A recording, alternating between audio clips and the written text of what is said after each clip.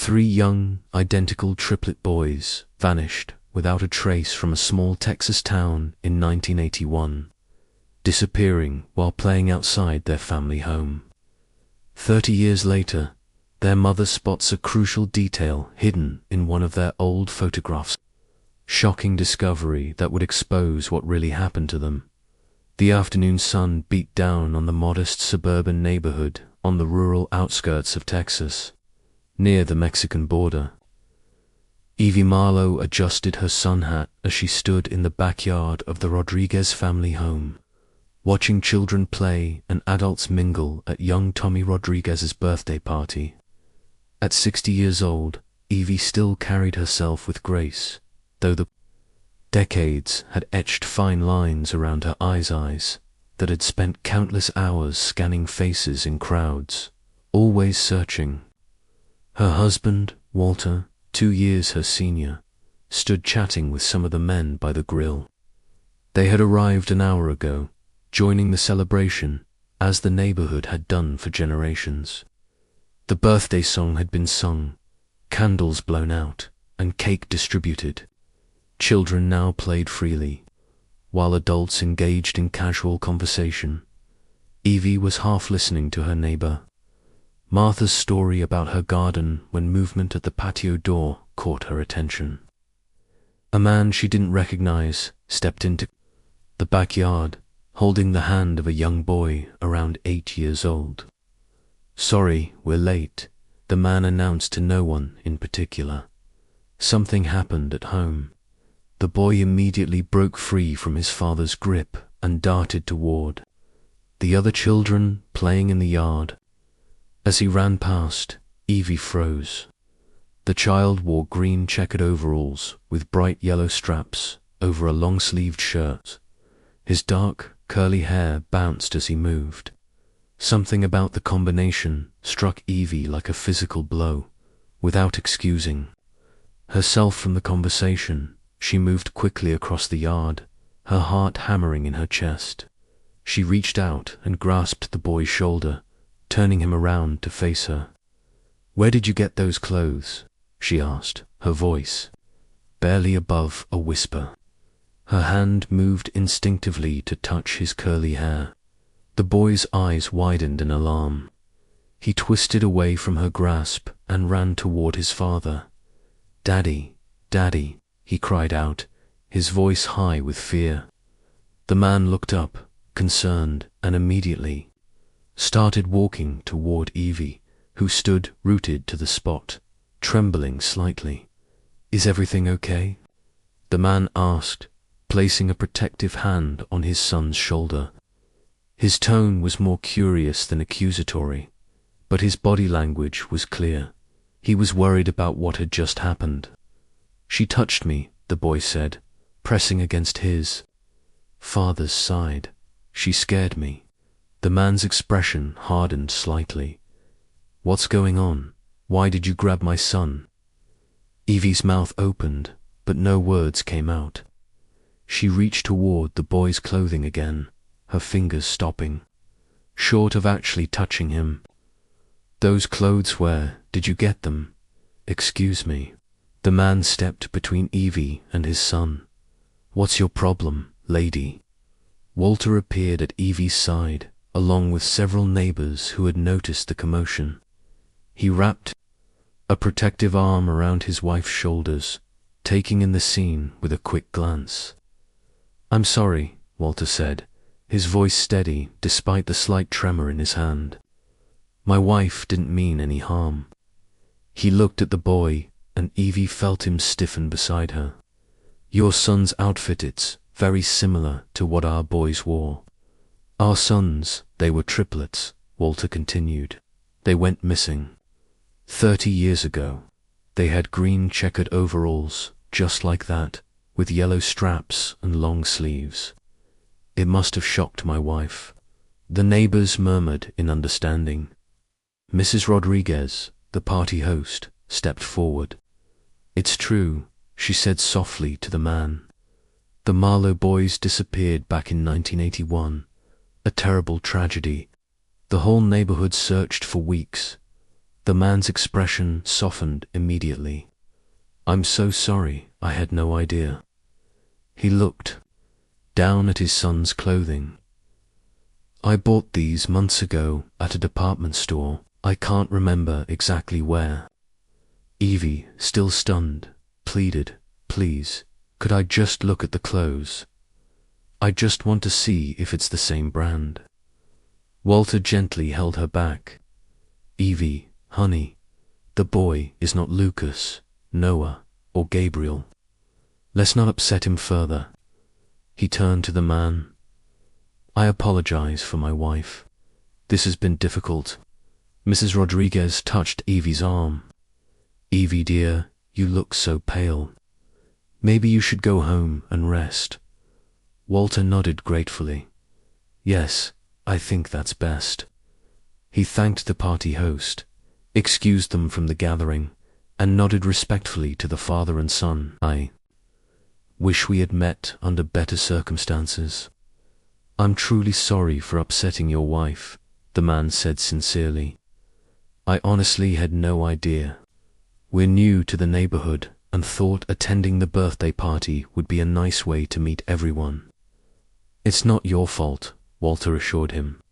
He guided Evie out of the backyard, supporting her as they walked the 3 blocks to their home. Once inside, he helped her to the sofa and went to the kitchen to make tea.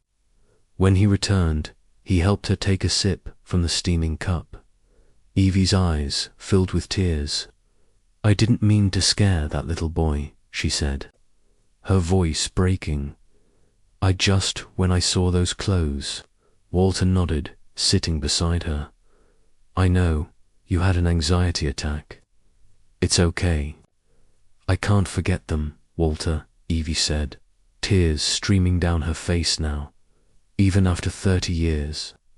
Walter took her hand in his. They would be adults now, all 3 of them grown men. "I know," Evie whispered. "I feel so embarrassed, always bringing up the past, making everyone uncomfortable." "We don't have to forget our sons," Walter said firmly. "I was shocked too when I saw that boy's clothes. They were so similar: green checkered overalls, yellow straps, long sleeves." Evie sat up straighter. "I want to see their photos again, Walter, the ones where they're wearing those clothes." Walter hesitated. "They're in the box in the attic. We haven't opened it in over 20 years. "Please," Evie said, "if it will help me calm down." Walter sighed but nodded. "I'll get it for you." He disappeared upstairs, and Evie heard his footsteps overhead, then the creak of the attic ladder. Several minutes later, he returned carrying a dusty cardboard box. He set it on the coffee table and wiped the dust off with a nearby hand towel. Together, they opened the lid, revealing the carefully preserved belongings of their missing triplets. Evie and Walter carefully removed items from the box, handling each one as if it were made of glass: small toys, baseball gloves, 3 identical stuffed bears, homework assignments with gold stars and smiley faces. Each object was a preserved moment from their son's truncated childhood. "The photo album should be at the bottom," Walter said, his voice husky with emotion. "We packed it last." As they removed the final layer of memorabilia, the leather-bound album appeared. Walter lifted it gently and placed it on his lap. The cover was smooth from years of handling, though it hadn't been touched in decades. They settled side by side on the sofa as Walter opened the album. The first pages showed 3 identical newborns in the hospital, then 3 toddlers taking their first steps, and birthday parties where candles were blown out in perfect synchronicity. They were always so in tune with each other, Evie whispered, tracing a finger over a photo of the boys building a sandcastle at the beach. Walter turned the pages slowly, and they paused at each image, recalling the stories behind them. Then they reached the photo they were looking for, the triplets standing in front of their house. wearing their green checkered overalls with yellow straps over long-sleeved shirts. They were smiling broadly, arms around each other's shoulders. This was taken the morning they disappeared. Exactly an hour before they were gone, Walter said softly. Evie nodded and leaned closer, studying. The overalls. Look, Walter, the boy at the party, his clothes were similar, but different. The shade of green is different. Ours look more vintage, while his was more modern, and the checkered lines are thinner in our photo. The straps are different too. Walter noted, similar concept, but definitely not the same garments. Evie rubbed her eyes and sighed. I feel terrible about how I reacted to that poor boy and his father. What were their names again? Walter replied, the boy is Malvin, and his father is Rowan. They're pretty new to the neighborhood. Moved in about 3 months ago, I think. I should apologize to them later, Evie said, shaking her head. I must have terrified that child. They continued looking at the photo, reminiscing about that final day. Walter smiled as Evie recounted how Gabriel had insisted on wearing his overalls backward until she convinced him otherwise, and how Noah had already managed to get a grass stain on his knee before breakfast, as Walter poured himself another cup of tea. Evie suddenly poked his arm, almost causing him to spill. Walter, look at the background, she said urgently. Isn't that the Cadillac Lucas was such a big fan of? Walter set down the teapot and peered at the photo. In the background, partially visible at the edge of the frame, was the front section of a reddish-brown Cadillac parked across the street. You're right, he said slowly, memories surfacing. Lucas was obsessed with cars, especially that one. The boys used to beg to look inside whenever they saw it. That's Mr. Howard Fielding's Cadillac, Evie said, her voice growing more intense. Their school teacher. Remember how he rarely drove it? He told us it was his most cherished possession. Everyone in the school community knew about that car. Walter agreed. The kids thought it was the most amazing thing they'd ever seen. We were such a tight community back then, Evie murmured. Everyone knew each other, and Mr. Howard was such a kind man. The children adored him. She turned the photo over, checking for any notes, then back again, examining it more closely. Are you absolutely sure this image was taken on the day they disappeared? Yes, Walter confirmed. Why? Evie asked. Because Mr. Howard had moved to a different town by then, she said, her brow furrowing. Remember how sad all the parents were when he switched schools? The kids loved him so much, we threw him a farewell party at the school the day before he left. Walter frowned. I'm certain this was taken the morning of their disappearance. They disappeared in the afternoon. But that's strange, Evie insisted. Mr. Howard had supposedly moved from town a week before the boys disappeared.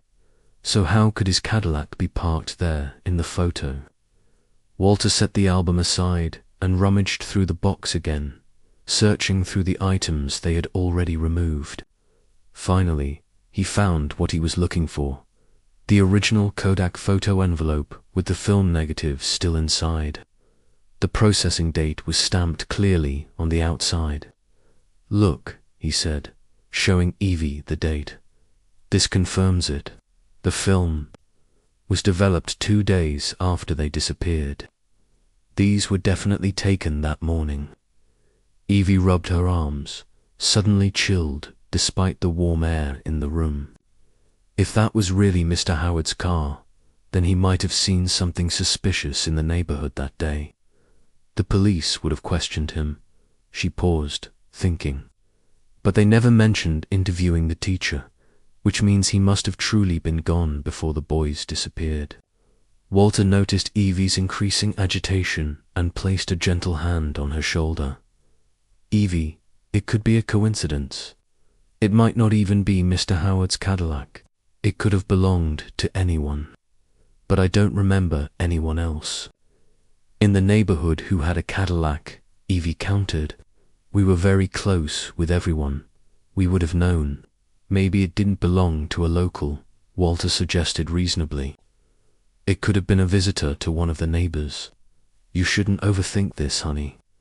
The police examined all our family photos, including this one. They questioned everyone and followed all leads. If it had been Mr. Howard's Cadillac, they would have noticed the license plate and confirmed it to us. Evie took a deep breath as Walter urged, accepting another sip of tea from the cup he offered. The warmth seemed to calm her slightly. You're right, she said finally. It's probably nothing. Walter nodded in relief and closed the photo album. Evie had removed the photo, wanting to keep it close. Together, they began gently returning the items to the box. Each memento a fragment of the lives their sons had lived and the futures they were meant to have. After packing everything back into the box, Walter glanced at the ornate clock on the mantel and jumped to his feet. Good Lord, I completely lost track of time. I have my checkup appointment today at 11:50 a.m. and it's already 11:30. It's Saturday, and the clinic only opens until 1 p.m. Evie looked up from the photo album, surprised. I totally forgot to remind you. Dr. Matthews doesn't like it when patients are late. She quickly helped Walter gather what he needed, his health insurance card, the list of medications he was taking, and the journal where he'd been recording his blood pressure readings. Within 5 minutes, Walter was ready to leave. Are you sure you'll be okay by yourself? He asked, pausing at the door. I'll be fine, Evie assured him. I'll make some lunch, maybe take a nap this afternoon, and I'll have dinner ready when you get back. Don't worry about me. Walter nodded, kissed her cheek, and hurried out to the car. After he left, Evie went to their bedroom and picked up her phone from the nightstand. There was a text message from Louise Mitchell, an old friend who had worked at the school board for nearly 3 decades before retiring. Annual school district retiree reunion coming up next month. Hope to see you and Walter there. We miss you both. Evie sat on the edge of the bed, staring at the message. Louise would have known Howard Fielding professionally. She might have information about him, though Evie didn't want to suspect. Mr. Howard had been such a kind and wonderful teacher, especially good with children. She couldn't shake the strange feeling and questions that had settled over her since spotting the Cadillac in the photograph. Impulsively, she tapped Louise's contact information and called her. Evie, what a wonderful surprise, Louise answered warmly. Did you get my text about the reunion? I did, yes. Walter and I will try to make it, Evie said. How have you been, Louise? It's been too long. They spent several minutes catching up, exchanging news about mutual friends and sharing updates about their health and families. Finally, Evie steered the conversation toward her real reason for calling. Louise, do you remember Mr. Howard Fielding? He taught at Oak Ridge Elementary back in the early 80s. Howard, of course, I remember him. Such a talented teacher. The children and parents adored him. Do you know where he is now? Evie asked, trying to sound casual. I remember he moved out of town, but I can't recall exactly where he went. There was a pause on the line. Actually, Evie, I think you've got it wrong. Howard never continued teaching, at least not in the public school system. He never filed any transfer papers to another district or state. Evie sat up straighter. He didn't, but we had a farewell party for him. He told everyone he was moving to teach at another school. No, that's not how it happened. Maybe he was just joking when he said that. You know how he was, Louise said. From what I've heard, he moved to a remote area in Texas and started a private charity farm for immigrant children. A farm, Evie repeated, confused. I always thought he moved to a different state to teach. No, nothing like that, Louise assured her. Wait, someone mentioned the name of his place to me a few months ago. Let me think. There was silence for a moment. Ah, I remember now. It's called Howard's Haven for Hope. Howard's Haven for Hope, Evie repeated, committing the name to memory. Why are you suddenly asking about Howard? Louise inquired. Evie hesitated.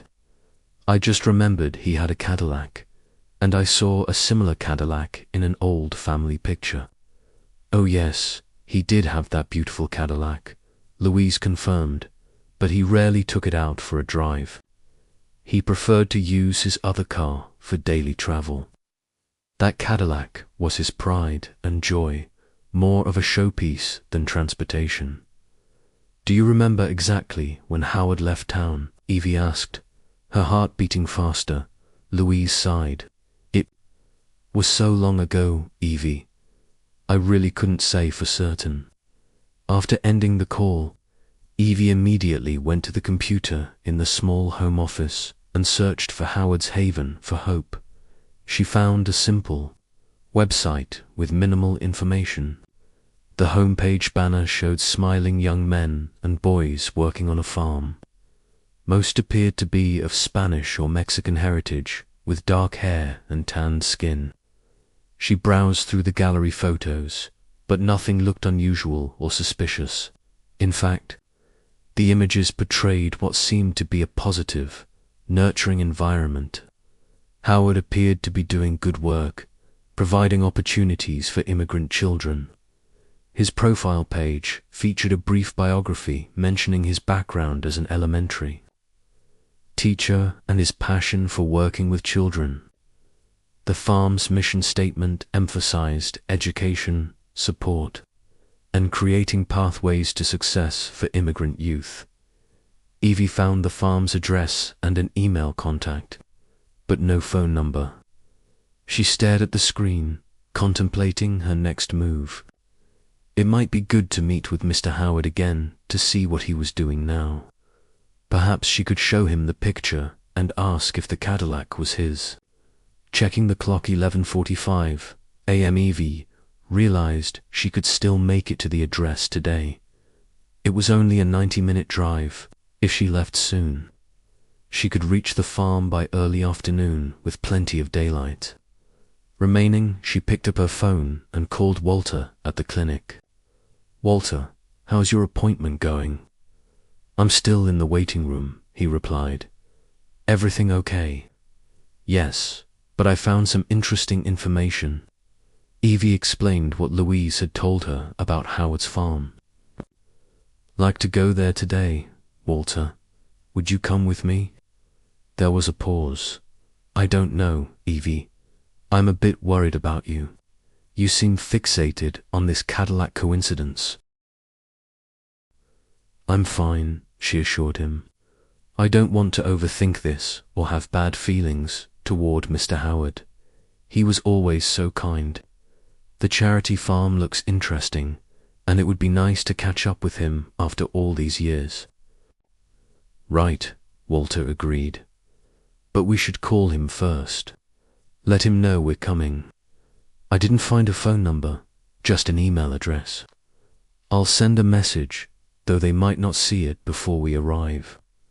They agreed to meet at the clinic, since it was on the way to the farm.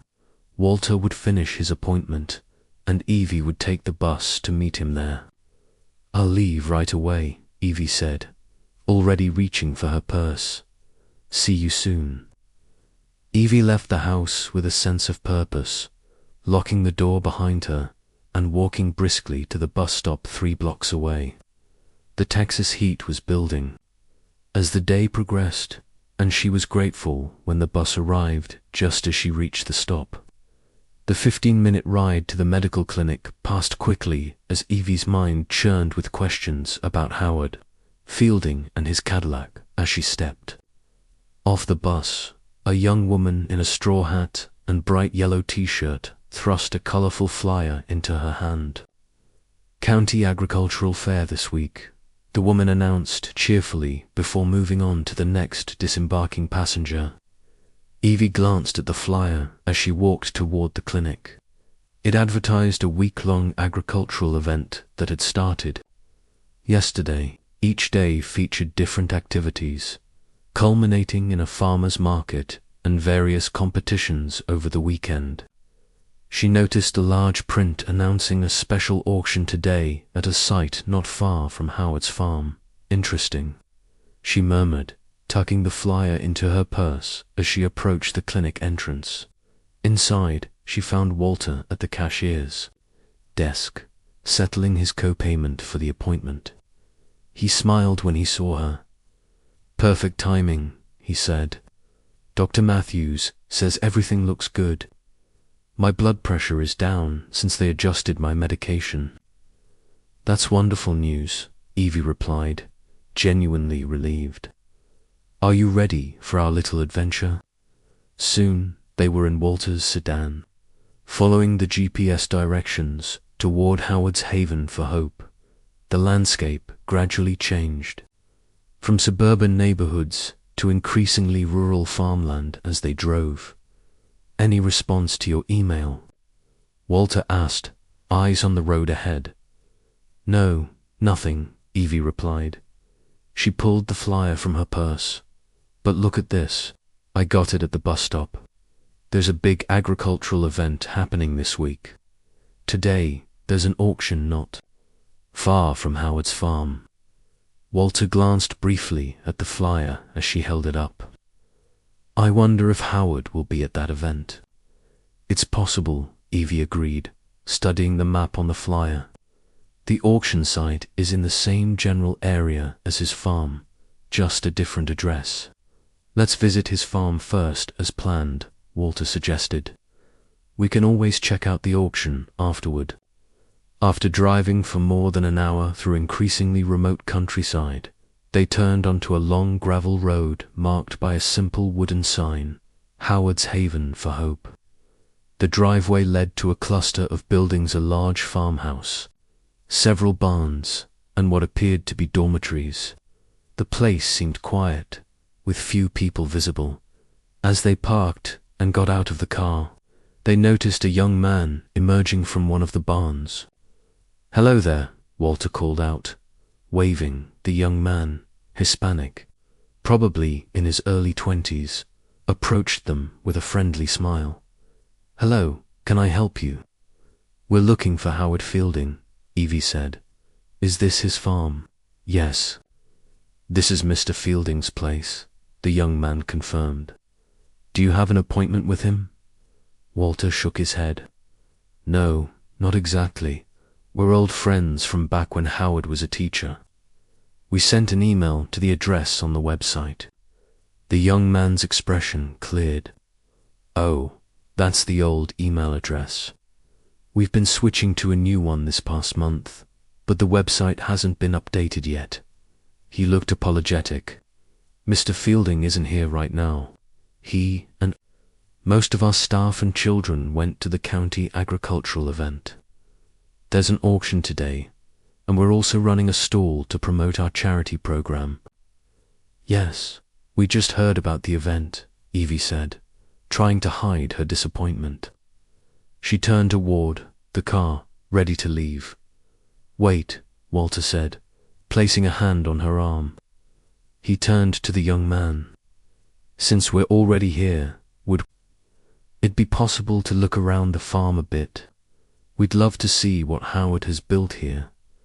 The young man hesitated. "Let me check with the supervisor on duty.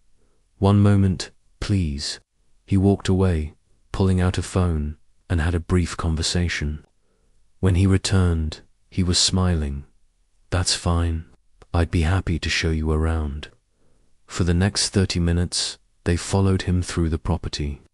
He showed them the barns where they kept livestock, the stables for the horses, and the fields where they grew various crops. Throughout the tour, he explained their charity program, how they helped immigrant children learn about agriculture and farming while providing them with education and support. "This is one of our special barns," the young man said as they approached a colorful structure with children's paintings decorating the exterior. "It's designed specifically for the younger children to play, get messy, and explore. Mr. Fielding created this program to introduce farming life to kids in a fun way." Inside the barn, they found a man arranging materials on several low tables. He appeared to be in his late 30s or early 40s, with thick black curly hair and fair skin. When he smiled at their entrance, Evie noticed his unusually wide, bright smile. "Ferdinand, these are friends of Mr. Fielding," their young guide explained. They stopped by hoping to see him. The man wiped his hands on a towel and approached them, extending his hand. "I'm Ferdinand, the activities coordinator. Nice to meet you. Walter and Evie Marlowe," Walter said as they shook hands. Ferdinand gestured to the materials he'd been arranging. "I'm preparing some demonstration activities for potential investors and clients who will be visiting during the event this week. We want to show them exactly how we work with the children here." He moved around the tables with practiced ease, explaining each station. "I've been here a very long time, since I was 6 years old, actually. Mr. Howard rescued me and took me in when I had nowhere else to go." "Howard was a school teacher before this," Evie said, watching Ferdinand's movements carefully. "Our sons were his students. He always had a way with children." "He's a man with a noble heart," Ferdinand agreed. They looked around the barn, taking in the children's artwork that covered one entire wall. There were colorful drawings done with crayons, alongside more textured creations where leaves, oats, and eggshells had been pasted to create unique effects. Evie's gaze landed on a drawing of a red Cadillac meticulously decorated with colorful grains of rice glued to the paper. The detail was impressive. "That Cadillac," she said, pointing to the drawing. "I remember that car was Mr. Howard's." "Treasure," Ferdinand nodded. "Yes, he still has it here. In fact, he took it out this morning." He looked at the drawing with pride. "Actually, that one is mine. I made it as an example to show the children. That's why it's neater than their creations." He chuckled, gesturing to the more chaotic artworks surrounding it. Evie felt a strange chill run through her body, like a gust of cold wind across her skin. She stared at Ferdinand more intently, his black curly hair, his wide smile, and felt an unsettling sense of familiarity. Something about his mannerisms, the way he used his hands when he spoke. Ferdinand noticed her staring and shifted uncomfortably. "Is everything all right, ma'am?" Walter placed a subtle hand on Evie's back, a gentle warning. Yes, Evie said quickly. "I'm sorry, it's just all these children's crafts. They reminded me of my boys when they were young." She hesitated, then asked, "Do you have any siblings?" "Evie," Walter said in a low, cautioning voice. Ferdinand chuckled awkwardly. "Yes, I do, actually. My brother's at the event today with Mr. Howard." He checked his watch. "You should check it out if you have the time. There's going to be a children's performance and an auction." They thanked Ferdinand for his time, and their young guide led them back toward the entrance of the property. As they walked, Evie looked back once again. Her mind raced with possibilities and questions she couldn't yet articulate. When they reached their car, they thanked the young staff member for the tour. Evie's hands trembled slightly as she fastened her seatbelt, her thoughts consumed by the man with curly black hair and a wide smile who had been rescued by Howard Fielding at the age of 6. Inside the car, Walter started the engine and checked the GPS on his phone. "The auction site is only 20 minutes from here," he said. "Should we go?" "Absolutely," Evie replied, her voice tense with excitement. "I need to speak with Mr. Howard." As they drove down the dusty country road, Walter glanced at his wife. "Evie, why did you ask Ferdinand such personal questions about whether he had siblings?" Evie stared out the window, watching the farmland roll by. "I just had this strange feeling when I saw that Cadillac drawing he made, and then his hair, and his smile." She turned to face Walter. "They look like Lucas." Walter shook his head. "Evie, you can't possibly think that. They look very different. Just because of the hair color and curls and the smile doesn't mean—" I know, Evie interrupted. "I'm sorry. I didn't mean to be inappropriate. It's just something about him felt familiar." Walter patted her hand reassuringly, but said nothing more. The rest of the short drive passed in silence, both lost in their own thoughts. They arrived at the county fairgrounds, where the agricultural event was being held. Colorful tents and booths lined the perimeter of a large field, with farm equipment displays in the center. The place was crowded with farmers, ranchers, and families enjoying the festivities. "No auction happening right now," Walter observed, checking the schedule posted near the entrance. "Looks like it has passed." They walked through the fairgrounds, stopping occasionally to look at displays of prized livestock and agricultural innovations. After about 10 minutes, they spotted a white tent with a blue banner reading Howard's Haven for Hope stretched across the top as they approached. Evie's breath caught in her throat.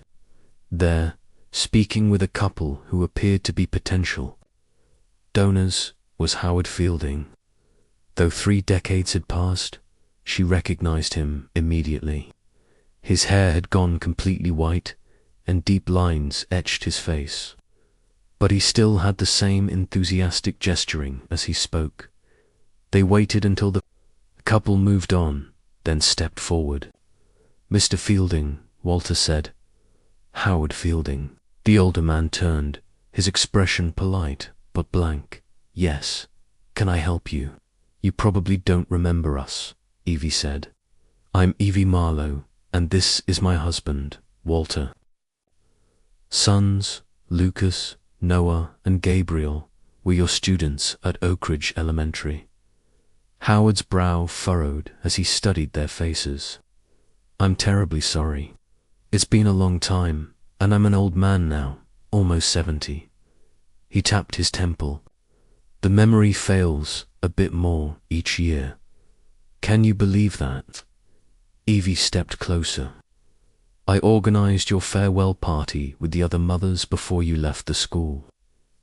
If there was ever a woman with 3 identical little boys following behind her like ducklings, it was me, Evelyn Marlowe."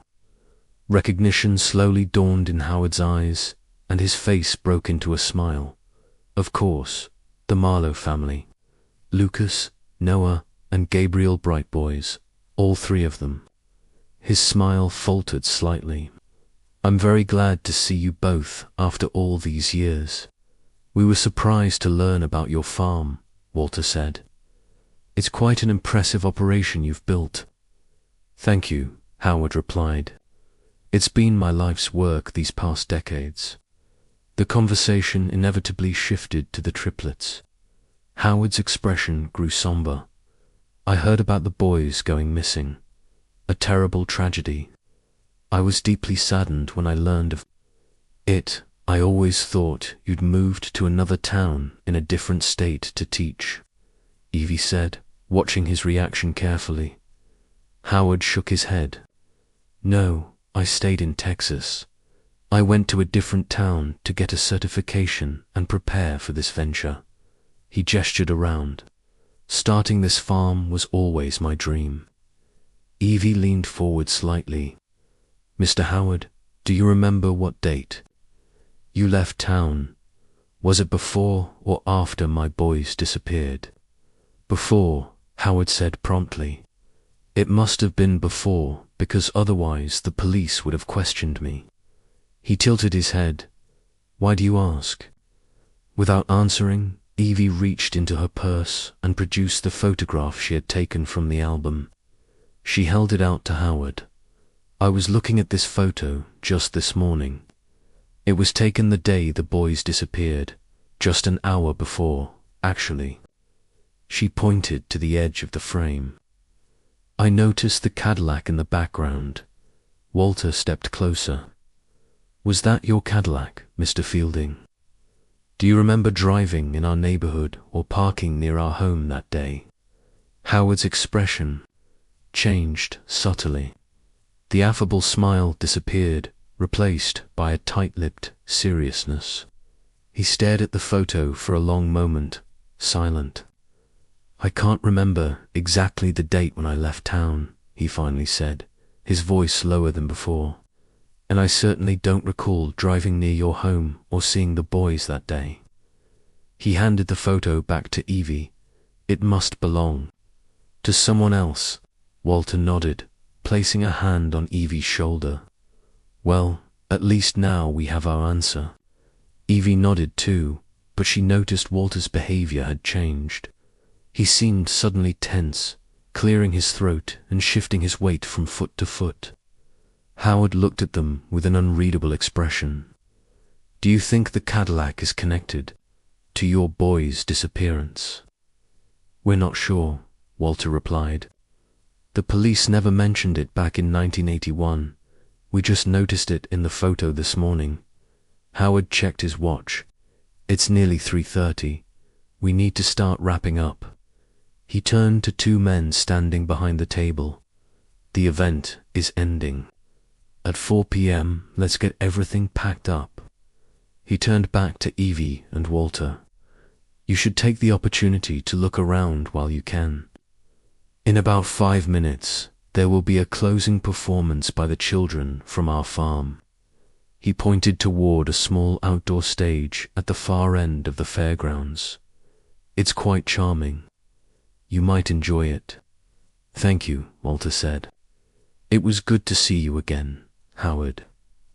As they walked away from the tent, Evie lagged slightly behind. She heard Howard's voice, low and urgent, speaking into his phone. Leave immediately after the performance. Get Diego here. Yes, now, Evie. Froze, then slowly turned back. Howard was busy directing his staff, paying no attention to them. She hurried to catch up with Walter, her mind racing with questions and a growing sense of dread. They made their way to the small outdoor stage, where a group of children was assembling for the closing performance. Most appeared to be Mexican, ranging from about 6 to 9 years old, with a few kindergarten-age children mixed in. The children lined up on the simple wooden platform and began singing a cheerful folk song in Spanish. Evie watched the performance, but her mind was elsewhere. She scanned the crowd, the staff members, looking for anything unusual. After a few minutes, movement at the edge of the stage caught her eye. A man emerged from behind the stage, walking with purpose toward the vendor area. His pace was quick, almost hurried. Even from a distance, Evie could see his thick, curly black hair. Walter, she whispered urgently, tugging at his sleeve. Look at that man. She pointed discreetly. The one walking so fast. See his hair. Doesn't he look like Ferdinand? Walter followed her gaze, his eyes narrowing as he focused on the retreating figure. Yes, he said slowly. The resemblance is striking. Do you think they're twins? Evie asked, her voice tight with barely controlled excitement. Before Walter could answer, Evie was already moving away from the crowd, weaving between spectators to get a better look at the man's face. Walter hurried after her, keeping close. They circled around a cotton candy vendor, positioning themselves where they could observe without being obvious. The man had reached Howard's tent and was engaged in an intense conversation with Howard Fielding. As they watched, the man turned slightly, giving them a clear view of his profile. Evie gasped softly. The resemblance to Ferdinand was undeniable. They could have been identical. The same wide smile, the same thick eyebrows, the same animated way of gesturing while speaking. "This must be the brother Ferdinand mentioned," Evie whispered. "Diego, I think, the one Howard was calling for." Walter's face had gone pale. The similar smile, same curly black hair. Could they be Lucas and Noah? Evie finished, her voice barely audible. "Remember how Gabriel used to have a slightly smaller body and smaller eyes? He was always the easiest to identify because of his eyes.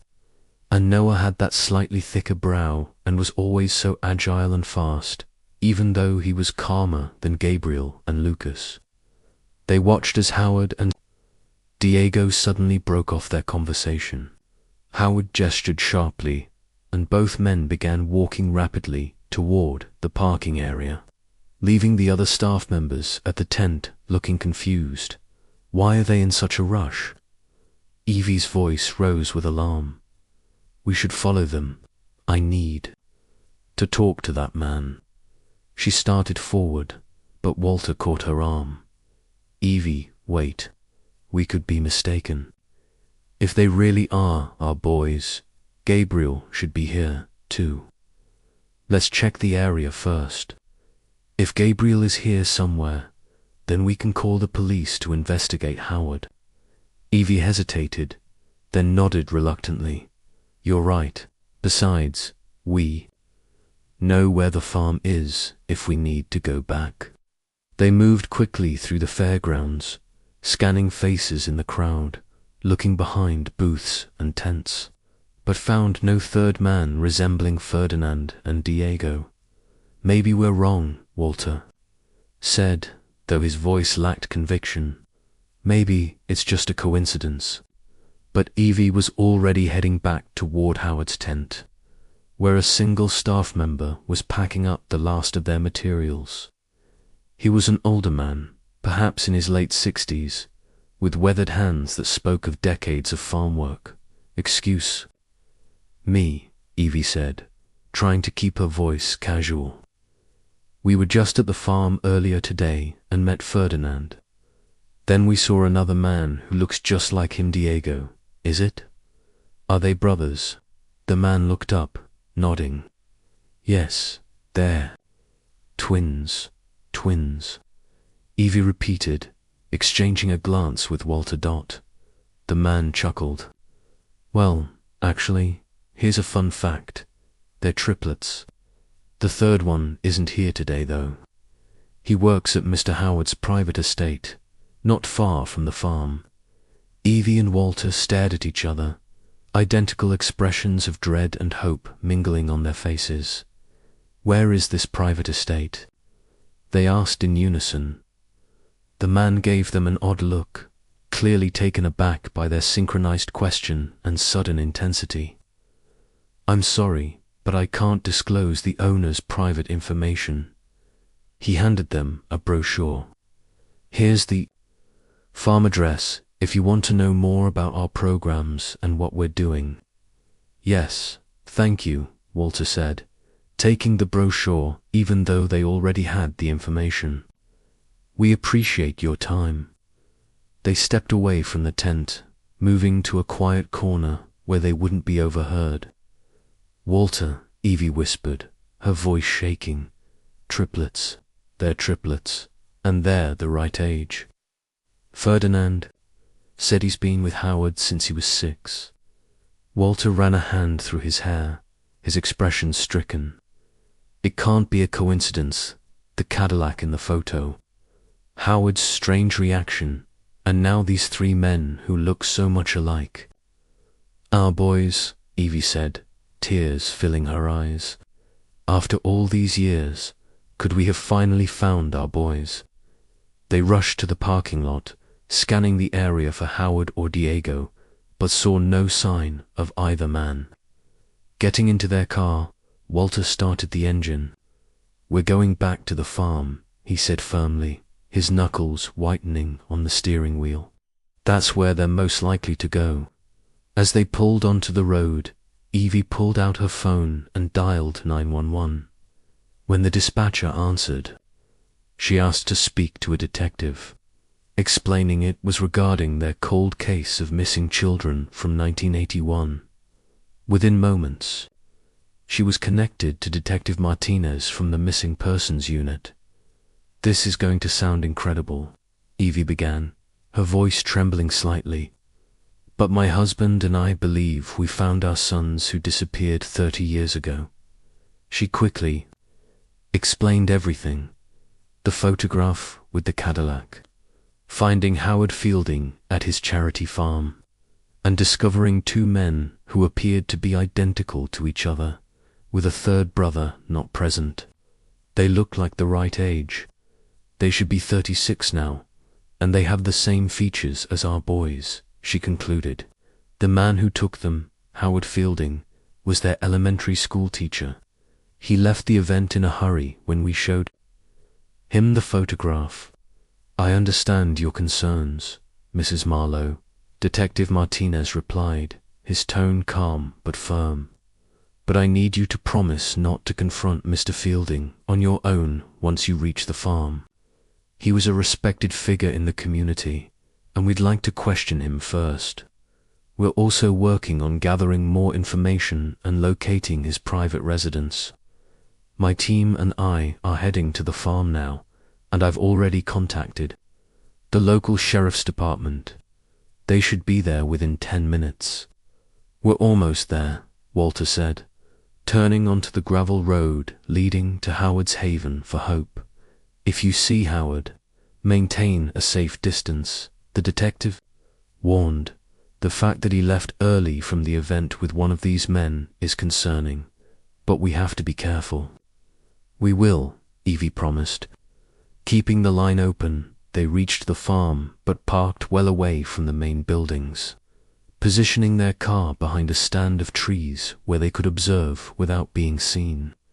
Minutes ticked by with no sign of movement, though a car remained parked in the farm's lot.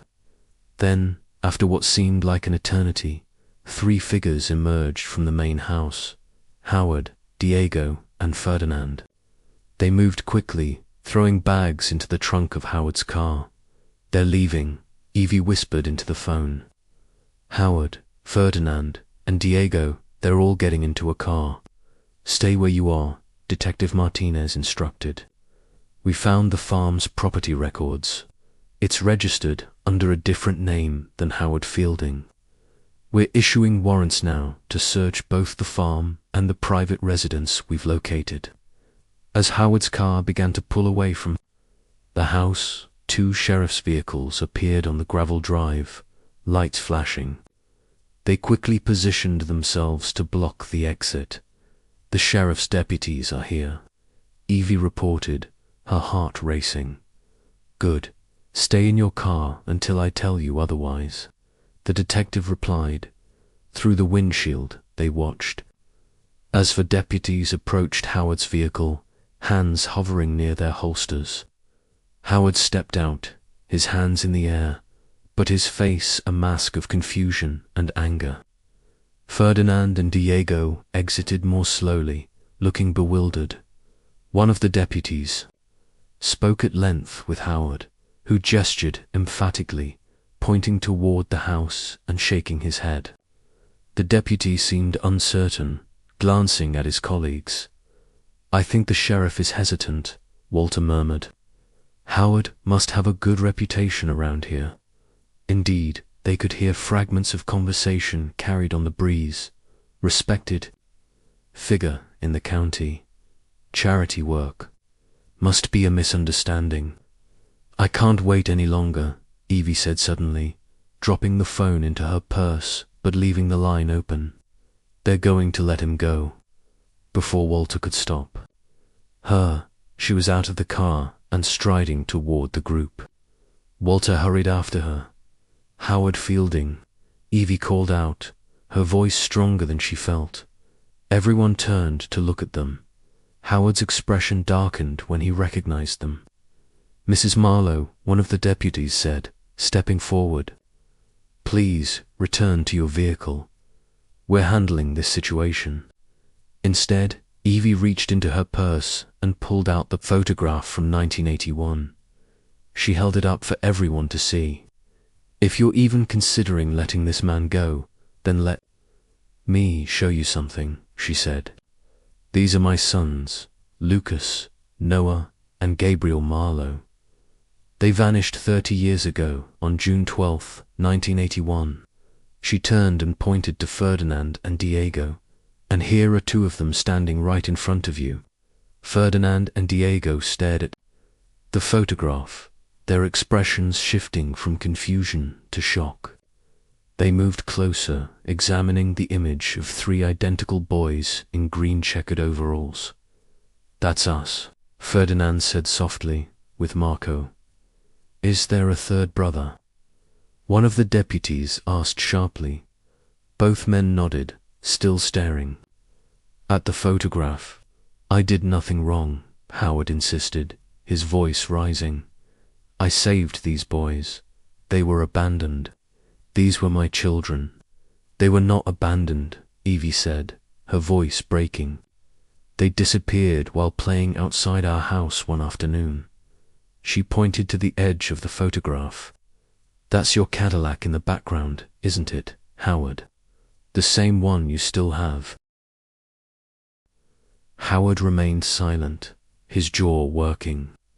"The Cadillac is in the garage near the farmhouse," Diego said quietly. "He still has it." Ferdinand looked at Evie, then at Walter. "Are you really our parents? Howard told us you were in prison." "Yes," they said in unison, tears streaming down Evie's face. "But we were never in prison. That man has been lying to you all this time. You've all grown so much, just like Walter and I always believed you would." "We're 36 years old now," Diego said, as if trying to make sense of it all. "That's right," Evie confirmed. "You were born on February 15th, 1975. The deputies exchanged glances. Then the senior officer stepped forward. "Mr. Fielding, please turn around and place your hands behind your back. You are now our primary suspect in the kidnapping case." As one deputy handcuffed Howard, another spoke into his radio, confirming the warrant execution at the private residence.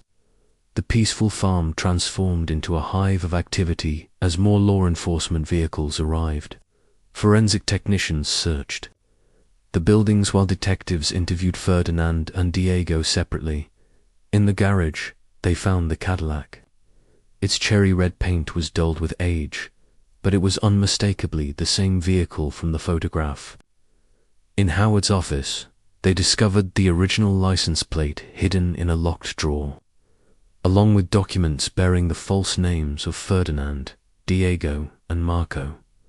"They should be Lucas, Noah, and Gabriel," Evie told the detective, watching as evidence was bagged and tagged. "I know Ferdinand is Lucas because of his wide smile. Diego is Noahi, always had that agility and slimmer build. So Marco must be Gabriel.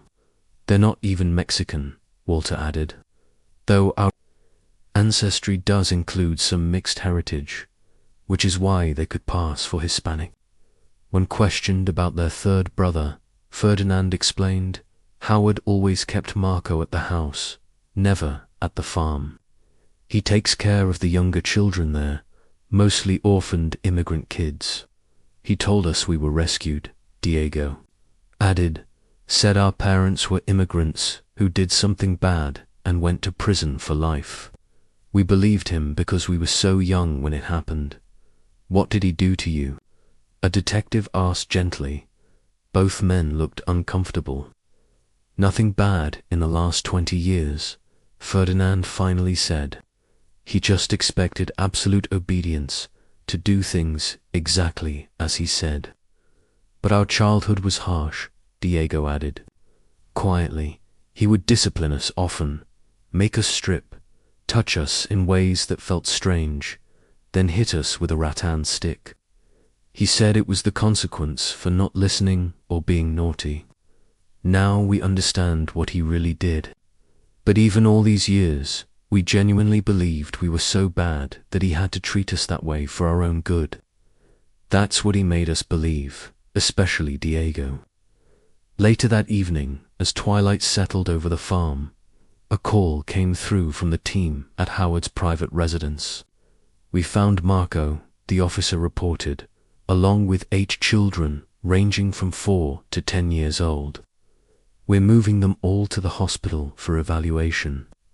Many appear frightened and traumatized. And Marco, Evie asked anxiously. How is he? Confused, but physically well. We've explained the situation briefly. He, Ferdinand, and Diego will be reunited at the police station along with you and your husband. As darkness fell, Evie and Walter were escorted to a police car for the drive to the station. Ferdinand and Diego followed in separate vehicles, each accompanied by a detective. Evie reached for Walter's hand as they drove away from the farm, leaving behind the place that had been both a prison and a home to their sons for 3 decades. Our boys, she whispered. We found our boys. The fluorescent lights of the police station cast harsh shadows across the worn linoleum floor. Evie sat in a small interview room, a styrofoam cup of lukewarm coffee untouched before her. Detective Martinez sat across the table, a recording device between them. As she recounted the day her world had shattered 30 years ago, our community was very close back then, she explained, her hands folded tightly in her lap. Everyone knew everyone. Mr. Howard was highly respected. He was the boys' favorite teacher. Sometimes he'd drive children home with parental consent, of course.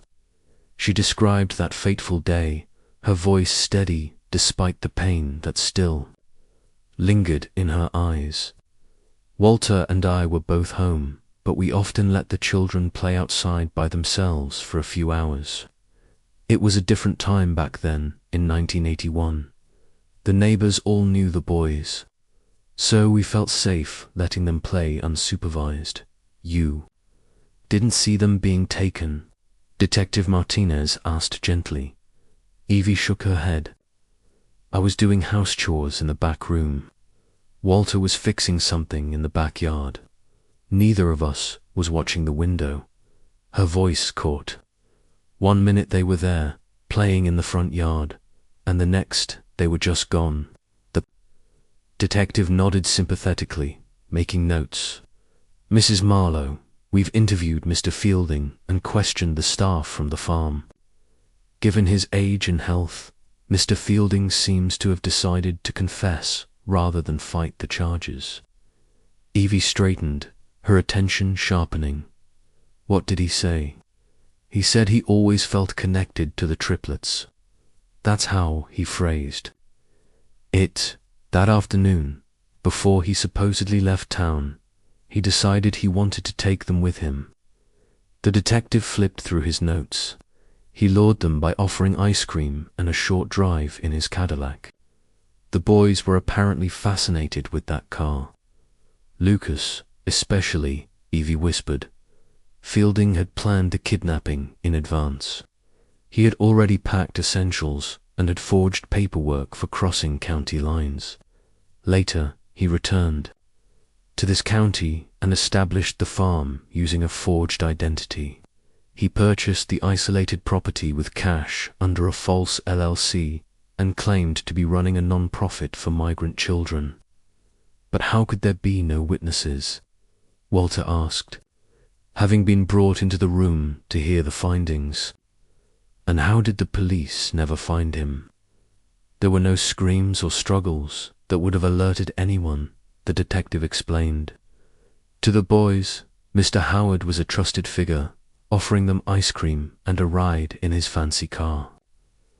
The triplets were known to wander within the block, Evie added, so maybe no one thought anything of seeing them with him. Exactly, Detective Martinez confirmed. After the ice cream trip, Fielding convinced them not to go home yet. He told them their house was in danger and that their parents were involved in something bad. Over time, he brainwashed the boys. They had trusted him so completely that it was relatively easy to manipulate them. They were only 6 years old. Walter took Evie's hand, his face grim. He told the triplets they were orphaned immigrant children. The detective continued, that their parents had hidden their true origins from them, that they had been living illegally in America, and that you both had been sent to prison. He gradually indoctrinated them with these stories, even creating fabricated photo albums to support his lies. So, the motive for kidnapping our boys was just fascination? Evie asked incredulously. The detective's expression grew somber. We've investigated Fielding's background. He lost his entire family, wife and twin sons in a house fire in the early 70s. It appears he suffered a psychological break, though he managed to function outwardly in society. Based on his statements and psychological evaluation, he came to believe certain children were meant to be his, especially those with strong emotional bonds like triplets. Evie closed her eyes, trying to process the twisted logic that had stolen 3 decades from her family. What happens now? Walter asked. Fielding will face multiple charges: kidnapping, child abuse, false imprisonment, identity fraud, and more. The younger children found at his private residence are being evaluated, and we're working to identify them and locate their families. The detective stood. But I think there are 3 people who have waited long enough to see you. He opened the door and spoke quietly to an officer in the hallway. Moments later, the door reopened. Ferdinand, Diego, and Marca Lucas, Noah, and Gabriel stood hesitantly in the doorway. Though they were grown men now, Evie could still see her little boys in their features. Lucas's wide smile, Noah's thoughtful eyes, Gabriel's smaller frame. For a long moment, no one moved. 30 years of separation hung between them like an invisible wall, a lifetime of missed birthdays, graduations, heartaches, and triumphs. Then Evie rose from her chair, a strangled sob escaping her throat. She took one uncertain step forward, then another. Walter stood beside her, tears streaming unashamedly down his weathered face. My boys, Evie whispered. My beautiful boys.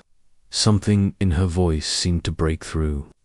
Lucas was the first to move, crossing the room in 3 long strides to enfold his mother in his arms. Noah and Gabriel followed immediately, and Walter stepped forward to complete the circle. They stood there, 5 people holding on to each other, as if afraid they might disappear again. Tears mingling as 3 decades of grief and loss poured out in a flood of emotion. I never stopped looking for you, Evie said through her tears, touching each of their faces in turn, relearning the contours that had changed from boy to man. Not for one single day. We didn't know, Gabriel said softly. We thought you were gone. But we're here now, Walter said, his voice thick with emotion. We're all here now. Outside the interview room window, the night had deepened, stars appearing in the vast Texas sky. Inside, a family torn apart by one man's twisted obsession began the first tentative moments of healing. Holding on to each other in the harsh, fluorescent light of a small-town police station, finally, miraculously complete once more.